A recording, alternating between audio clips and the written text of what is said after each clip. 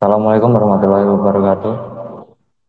Kami dari kelompok 3 kelas C akan memaparkan hasil identifikasi kami terhadap gangguan biotik pada cemara kipas atau Bladicladus orientalis berlokasi di area parkir Fakultas Kehutanan. Sebelum itu perkenal, perkenalkan saya Atisa Warkailah dengan NIM 2556411 KT 11244. Dilanjutkan perkenalan anggota yang lain. Halo semuanya, perkenalkan nama saya Dimas Fadulo dengan NIM 25565938 KT 11292. Halo semuanya, perkenalkan nama saya Kristiano Putra Fiosi Ringo dengan NIM 255555966 KT 11092. Perkenalkan nama saya Dinda Yunofita dengan NIM 255565297 KT 11274. Perkenalkan, saya Bayu Santoso dengan NIM 255561038 KT 11216.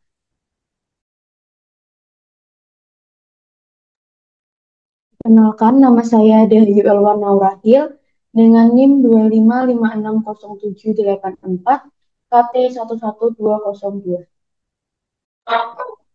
Perkenalkan, nama saya Ayu Amanda Bernadette dengan NIM 255560716 KT 1198.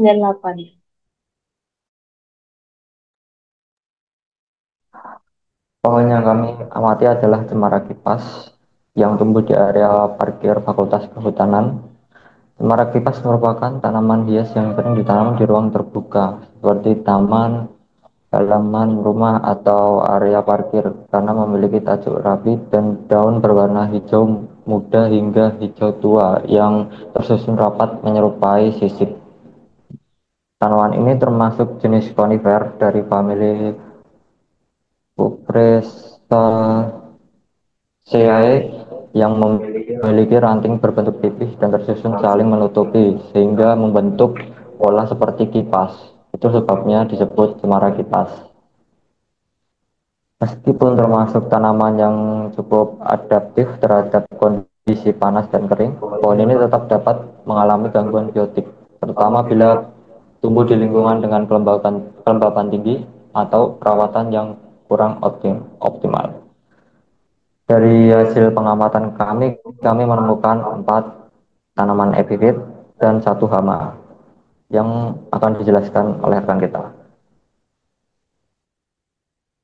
Dia akan menjelaskan epifit paku sisik naga atau bahasa latinnya Pyrosia piloseloides. Paku sisik naga adalah tanaman kecil dengan daun bulat pipih menempel pada batang pohon. Menyebar dengan cara memanjat dan melekat kuat di kulit batang. Hidup menumpang, mengambil kelembapan dari udara dan permukaan batang bukan dari jaringan pohon inang. Gejala yang ditimbulkan adalah: 1. Batang tertutup rapat oleh daun dan akar epifit. Kedua, permukaan batang menjadi lembab, memicu pertumbuhan lumut dan jamur sekunder. Yang ketiga, sirkulasi udara di kulit batang terganggu. Jika tumbuhan lebat, bisa menghambat fotosintesis cabang kecil dan mempercepat pelapukan kulit batang. Pengendalian yang dilakukan adalah: 1. Pembersihan manual dengan cara mengupas atau mencabut epifit secara hati-hati. Yang kedua, pemangkasan cabang yang terlalu lembab dan teduh. Yang ketiga, menjaga kebersihan area sekitar pohon dan mengatur pencahayaan agar tidak terlalu lembab. Selanjutnya, saya akan menjelaskan mengenai paku yang merupakan kerabat dekat dari paku sisik naga yang telah dijelaskan sebelumnya, yaitu Pyrosia longifolia. Paku epifit ini menempel pada batang dan cabang pohon. Dia memiliki dua tipe daun, yaitu yang steril dan yang fertil, di mana yang steril menempel pada batang pohonnya, dan yang fertil panjang dan bercabang, dan ujungnya merupai ekor tupai. Gejala yang ditimbulkan dari paku ini Dia itu menempel rapat pada batang atau cabang pohon dan dapat menahan air serta serasa daun di tempat tumbuhnya. Hal ini dapat meningkatkan kelembapan lokal dan menekan pertumbuhan jaringan kulit batang pohon inang. Untuk pengendaliannya, ada pemangkasan atau pelepasan manual dengan hati-hati untuk mengurangi beban epifit, serta pembersihan area cabang besar dari penumpukan humus dan lumut.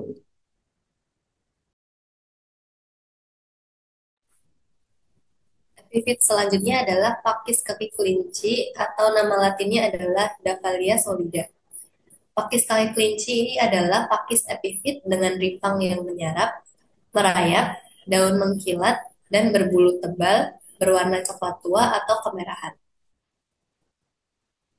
Gejala yang ditimbulkan yaitu menutupi sebagian permukaan batang, terutama di area yang lembab. Cabang yang ditumbuhi pakis ini bisa tampak lebih lembab, berat, atau bahkan berlumut. Pengendalian yang dapat dilakukan terhadap pakis kaki kelinci adalah dilakukan pemangkasan mekanis, penggunaan herbisida metafuron 20 WP secara tepat dan dengan dosis yang tertentu, serta perawatan kelembapan dan udara.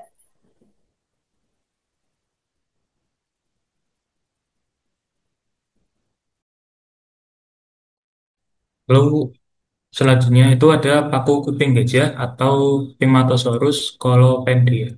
Nah, paku kuping gajah ini tuh memiliki daun yang lebar dan berlekuk-lekuk seperti kuping gajah. Oleh karena itu dinamakan paku kuping gajah. Serta memiliki bintik spora yang berwarna kecoklatan pada bagian bawah. Nah, biasanya paku kuping gajah ini itu tumbuh pada tempat yang lembab dan teduh pada hutan tropis. Dan yaitu hidupnya menempel pada batang pohon atau cabang pohon yang besar dan yang berada di tempat lembab dan teduh seperti pada hutan tropis. Nah, gejala yang ditimbulkan oleh paku kuping gajah ini pada pohon cemara kipas itu pertumbuhan batang itu tertutup rapat serta kelembapan itu meningkat sehingga memicu tumbuhnya jamur atau lumut. Lalu jika si paku kuping gajah ini tumbuh dengan lebat, ia dapat menghalangi proses respirasi kulit batang dan menambah beban fisik pada cabang batang. Dan pengendalian jika si paku kuping gajah ini sudah tumbuh dengan lebat, yaitu yang pertama dapat dengan cara memangkas cabang yang sudah rimbun agar sinar matahari itu dapat masuk sehingga mengurangi kelembapan dan menciptakan sirkulasi udara yang lebih baik. Lalu selanjutnya dapat melakukan pemeriksaan batang pohon secara berkala untuk mencegah penumbuhan paku yang terlalu banyak.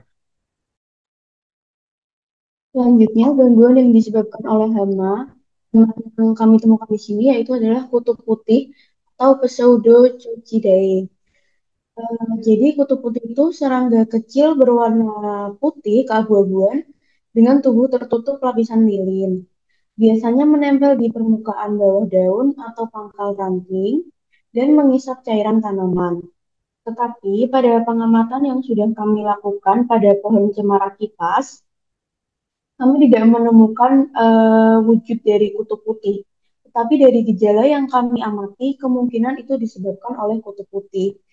Jadi gejalanya yaitu daunnya menguning lalu mengering, muncul lapisan putih seperti lilin pada daun atau ranting, serta menurunkan kemampuan fotosintesis yang dapat menyebabkan cabang muda itu mati. Untuk pengendalian yang dapat dilakukan seperti memangkas bagian yang terinfeksi, membersihkan koloni hama dengan air sabun lembut, atau menyemprotkan insektisida nabati, seperti ekstrak daun pepaya atau tembakau.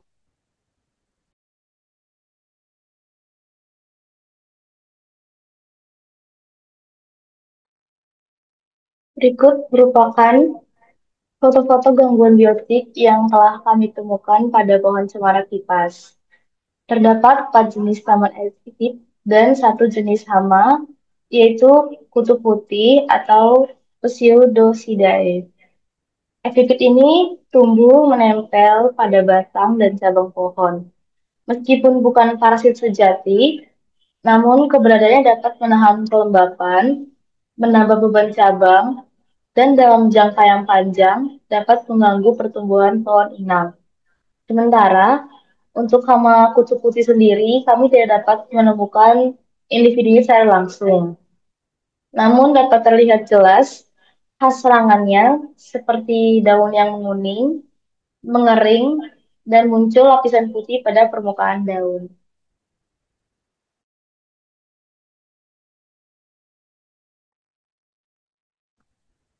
Jadi kesimpulannya, pada epifit gangguan yang terjadi itu bersifat tidak langsung karena lebih berdampak pada tingkat kelembabannya yang secara tidak langsung itu mendukung tempat pertumbuhan patogen jamur dan beban pada membebani pada cabang.